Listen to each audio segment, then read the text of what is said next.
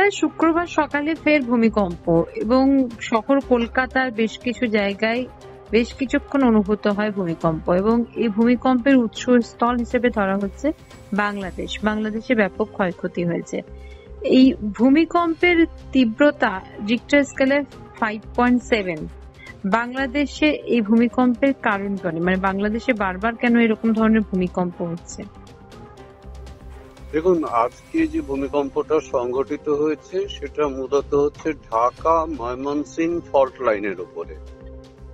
বাংলাদেশে অনেকগুলো fault line আছে, যে ফল্ট লাইনগুলো পদ্মা নদী বাহিত পলিরাশির চাপে তারা স্থির অবস্থায় থাকে, কিন্তু বিভিন্ন দিকে বিশ্ব উষ্ণায়ন বা ইত্যাদির প্রভাবে ভূমিভাগের ভারসাম্য ধীরে ধীরে নষ্ট হয়ে যাচ্ছে এবং বিভিন্ন জায়গাতে যে সমস্ত গাঠনিক কাজকর্মগুলো হচ্ছে তাতে করে সারফেস ব্যালেন্স হারিয়ে ফেলছে এবং তার ফলেই কিন্তু আলটিমেটলি এই কম্পন, এবং এই কম্পন শুধুমাত্র বাংলাদেশ নয়, সমগ্র দক্ষিণবঙ্গ, পশ্চিমবঙ্গ এবং উত্তর পূর্ব ভারত প্রায় পুরোটাই পেয়েছে।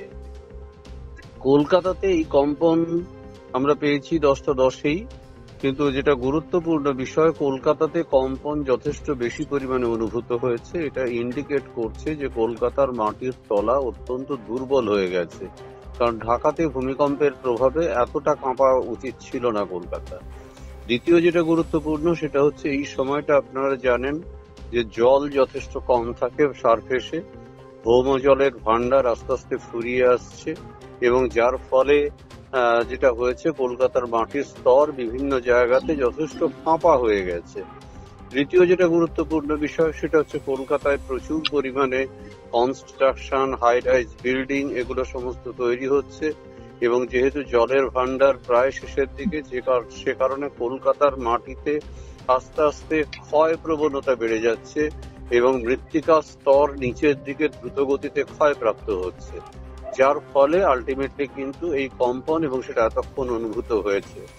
সাধারণত শীত যখন পড়তে শুরু করে তখন ভূপৃষ্ঠের উপরিভাগের তাপমাত্রার সঙ্গে মাটির নিচের স্তরের তাপমাত্রার একটা তীব্র কন্ট্রাস্ট শুরু হয় এবং তার ফলে কিন্তু অভ্যন্তরীণ ভাগের সঙ্গে বাহ্যিক ভূপ্রকৃতির তাপমাত্রার একটা ব্যাপক তারতম্য ঘটে এবং সেই কারণের জন্য সাধারণত এই সময়টাতে, অর্থাৎ শীত আসার ঠিক আগের মুহূর্তে অ্যাকচুয়ালি কিন্তু ভূমিকম্পের প্রবণতা আমাদের এই সমস্ত অঞ্চলে বেড়ে যায় এবং যথারীতি সেই বিষয়টাই ঘটল।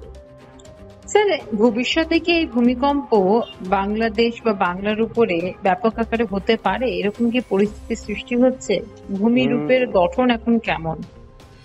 একেবারেই হতে পারে। তার কারণটা হচ্ছে বাংলাদেশে যেমন ফল্ট লাইন গুলো আছে তেমনি কিন্তু আমাদের দক্ষিণবঙ্গের উপরে বা উত্তরবঙ্গের উপরে অনেকগুলো ফল্ট লাইন আছে এবং প্রত্যেকটা ফল্ট লাইন ভীষণভাবে অ্যাক্টিভ কন্ডিশনে আছে।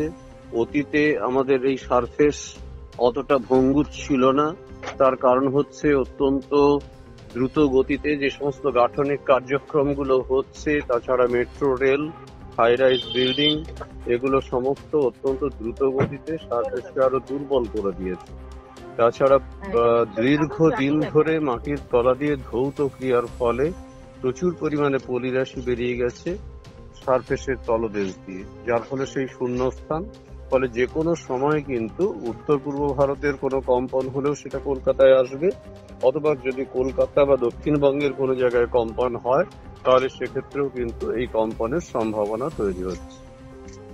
বাংলাদেশের ভূমিরূপটা বললেন, বাংলাদেশের ভূমিরূপের কেমন কি গঠন হচ্ছে যে এটা বাংলাদেশকে পরবর্তীকালে আরো ক্ষতির মুখে ফেলতে পারে, বা এই ধরনের ভূমিকম্প হলে পরে তার ক্ষতি আরো হতে পারে? কারণ এই যে ভূমিকম্প, তাতেও কিন্তু বাংলাদেশের বেশ কিছু জায়গায় ক্ষয়ক্ষতি হয়েছে। ভবিষ্যতে যদি এর তীব্রতা বেশি থাকে তাহলে কি বাংলাদেশ আরো ক্ষতিগ্রস্ত হতে পারে? হ্যাঁ, বিষয়টা তাই, কারণ বাংলাদেশের যেমন আমি বললাম যে ঢাকা ময়মনসিংহ ফল্ট লাইন, তেমনি কিন্তু পদ্মা পাবনা ফল্ট লাইন অথবা আরো বেশ কতগুলো গুরুত্বপূর্ণ চ্যুতি রেখা এই অঞ্চলের মধ্যে কিন্তু রয়েছে। পদ্মা পাবনা ফল্ট লাইনটা ভীষণ গুরুত্বপূর্ণ রেখা একটা, এবং যার ফলে আলটিমেটলি কিন্তু এই নতুন যে ফল্ট লাইনগুলো সেগুলো ধরে ধরে ভূমিকম্প সংঘটিত হতে পারে। দ্বিতীয় যেটা গুরুত্বপূর্ণ সেটা হলো যে ডাউকি ফল্ট লাইন, যে ডাউকি ফল্ট লাইনের সঙ্গে ইয়োশিন হিঞ্জ যুক্ত, সেই ইয়োশিন হিঞ্জের তলদেশ দিয়ে কলকাতার সাথেও তার সংযোগ রয়েছে। আবার ডাউকি ফল্ট লাইনের সাথে বাংলাদেশের অন্যান্য ফল্ট লাইনগুলোর মধ্যেও একটা সংযোগ রয়েছে। ফলে সামগ্রিকভাবে কিন্তু বাংলাদেশের ক্ষেত্রে এটা যেমন ক্ষতির একটা ইঙ্গিতকে বহন করছে, তেমনি কিন্তু আমাদের দক্ষিণবঙ্গের ক্ষেত্রেও একটা সম্ভাব্য ক্ষতির ইঙ্গিতকে বহন করছে।